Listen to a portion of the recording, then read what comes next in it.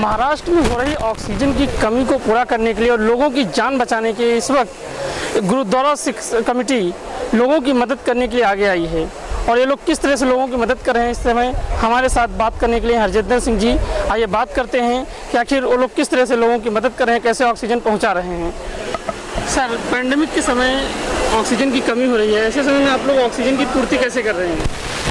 देखिए, जैसे आपने सही बोला कि अभी ऑक्सीजन की कमी आ रही थी, लोगों को कमी क्या आ रही थी, मतलब कि जैसे लोगों के पास सिलेंडर नहीं थे यहाँ पे जगह जगह, क्योंकि डॉक्टर्स को क्या बोल रहे थे कि हॉस्पिटल में बेड्स की लिमिट है। यहाँ पे अगर 100 बेड का हॉस्पिटल तो 100 बेड ही लगेंगे हॉस्पिटल के अंदर।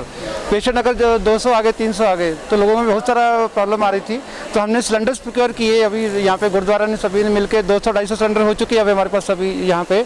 तो वो हम लोगों को प्रोवाइड कर रहे हैं और उसमें ऑक्सीजन फ्री दे रहे हैं उसको। यहाँ पे कोई चार्ज नहीं दिया जा रहा है, लोग सिलेंडर लेके जा सकता है, यहाँ पे घर पे अपने यूज़ करते हैं और फिर रिटर्न करते हैं। और जितने भी रिफिल लगते हैं सारे रिफिल इसके फ्री हैं, इसके कुछ भी।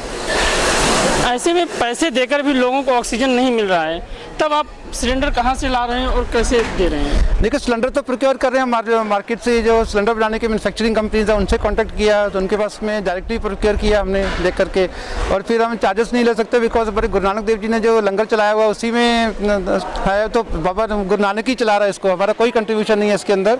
उनका ही सीख है, उन्होंने दिया हुआ है, तो उसी में ये हो रहा है पूरा। और हम लोग खुद रिफ़िल करने जाते हैं, किसी को रिफ़िल करने नहीं भेजते हैं। सारा दिन का सिलेंडर इकट्ठे करते रहते हैं, शाम को एक बंदा जाता है, सारे रिफ़िल करके लेके आ जाता है। लोगों के बीच आप लोग जा रहे हैं, तो महामारी का समय है, आप लोगों को इससे भय नहीं लगता कि हम जाएंगे हमको ही महामारी पकड़ सकती है, ऐसा कुछ? नहीं, लोगों के बीच में जा रहे हैं, अब बहुत सही बात, लेकिन पूरे प्रिकॉशन लेके जाते हैं। जैसे जाता तो पीपी किट, उसका ग्लव्स पहन के जाते हैं वहाँ पे। और फिर हमें उसके कोशिश यही होती है कि दरवाजे तक ही उसको सिलेंडर को छोड़ दें और पूरा उसको रेगुलेटर फ्लोमीटर सब लगा करके घर के किसी सदस्य को समझा के आते हैं कैसे चलाना है, क्या चलाना। फिर ट्रेनिंग देती हैं उसको, ट्रेनिंग देकर उसको साइन लेते हैं उसको कि हाँ इसको अपने ट्रेनिंग सीख गया दिया, तब उसको आते हैं। उसको जरूर प्रिकॉशन तो लेना ही चाहिए उसमें। आपके यहाँ लंगर चल रहा है, कई अननोन लोग आते होंगे यहाँ पे खाने के लिए, तो उनसे आपकी कोई पहचान नहीं है, ऐसे में कोरोना का भी प्रभाव हो सकता है। इसके लिए आप लंगर व्यवस्था में किस तरह की सावधानियां बरत रहे हैं? लंगर व्यवस्था में जैसे देखा होगा, जहाँ पे आप जैसे ही बंदा इंटर करता है वहाँ पे, तो वहाँ पे भी हैंड वॉश जगह रखा हुआ है, वहाँ पे पूरा सैनिटाइजर रखा हुआ है हर जगह पे पूरा। और अंदर भी लोग थोड़ा डिस्टेंस मेंटेन कर ही रहे हैं, वहाँ पे लोगों को बताया जाता है। हालांकि भीड़ है, लोग उसकी कुछ लोग नहीं मानते, लेकिन फिर मैक्सिमम ट्राई होती है कि 90% लोग सोशल डिस्टेंसिंग मेंटेन कर रहे हैं, खुद ही मेंटेन कर रहे हैं। अभी लोग कहना नहीं पड़ता, लोग खुद अवेयर हो चुके हैं अभी इतना, क्योंकि 1.5 साल तो हो ही चुका है उनको इस चीज़ में रहते हुए, तो बहुत अच्छे से चल रहा है अभी। आपकी सेवा के बाद लोगों का रिएक्शन कैसा है?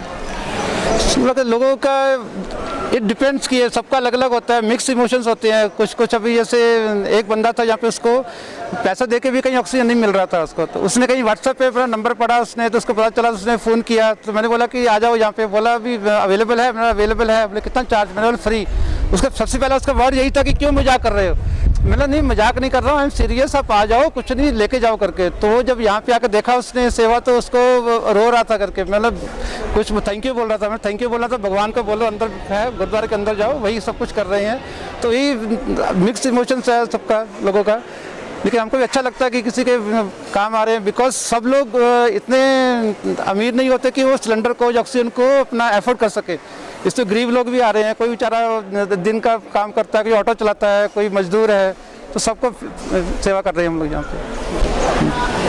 तो आपने देखा कि किस तरह से पूरी मेहनत के साथ गुरुद्वारा कमेटी सभी के साथ मिल के लोगों की सेवा कर रही है। अब देखना है कि इन लोगों की मदद कितनी कामयाब होती है। कैमरा पर्सन सैयद के साथ मैं पुरुषोत्तम गुलेरिया, ऑल इंडिया टीवी। जब भी से 2020 में लॉकडाउन स्टार्ट हुआ था, हमारे श्री गुरु सिंह सभा CBD बेलापुर की प्रबंधक कमेटी, जहाँ की संगत एक फैसला लेकर जो लेबर जिसको फर्स्ट में उनको ही देखा गया, जिसका रोज़ का कमाना रोज़ का खाना था,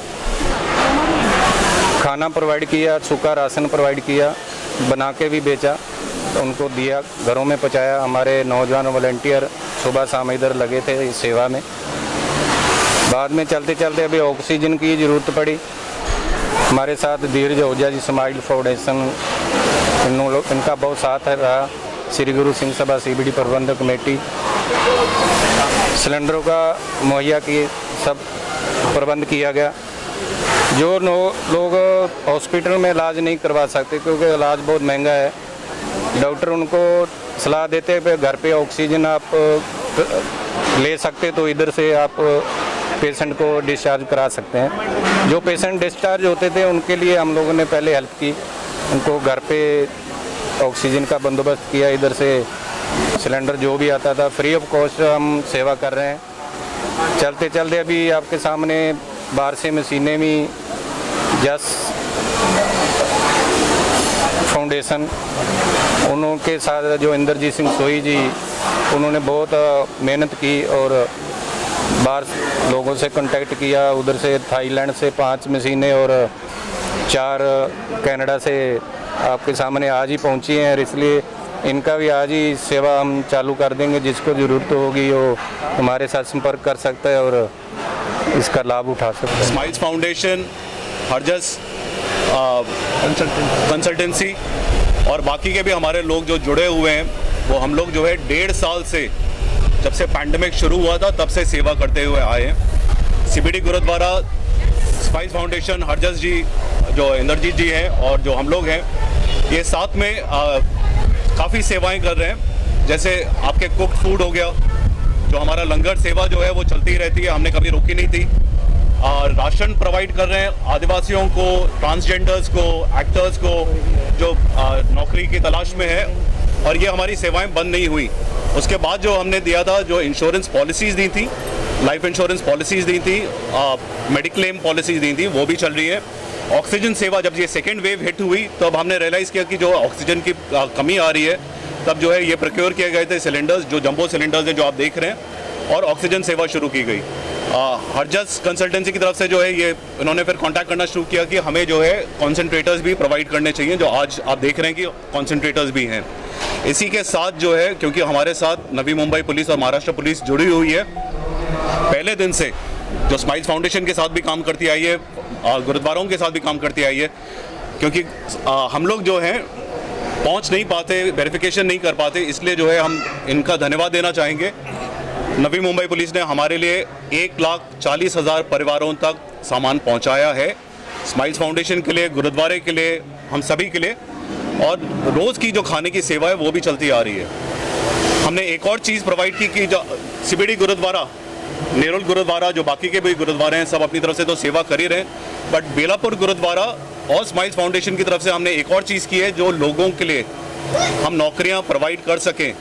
तो हम एक और प्रयास चाहेंगे कि जब ये कोरोना तो इतनी जल्दी शायद ना ख़त्म हो, बट ये चलता रहेगा तो लोगों के लिए कमाई का ज़रिया एक ज़रूरी है। इसके लिए हमने एक स्पेशली नवी मुंबई पुलिस के लिए एक योजना शुरू की है, जो बेचारे पीड़ित हैं, जो गुजर गए, जो कोरोना वॉरियर्स थे, उनके परिवारों के लिए अगर हम कुछ कर पाएँ तो 12वीं के बाद एक होटल मैनेजमेंट जो पढ़ाई है वो बच्चों को, एक बच्चे को पर परिवार वेरिफिकेशन के बाद पुलिस की तरफ से उनको पढ़ाई भी दी जाएगी, उसके बाद नौकरी भी 5 स्टार होटल में दी जाएगी। बेलापुर गुरुद्वारा और स्माइल्स फाउंडेशन यही कोशिश कर रहा है कि और भी नौकरियां दे पाएँ, तो इसलिए जो है हम चाहेंगे अगेन पुलिस के लिए पहले और फिर बाकियों के लिए भी, जो जितने भी फ्रंटलाइन वर्कर्स हैं, गुरुद्वारे के हैं, हमारे अपने जितने भी हैं, उन सबको जो है हम चाहेंगे कि नौकरियां प्रोवाइड करें।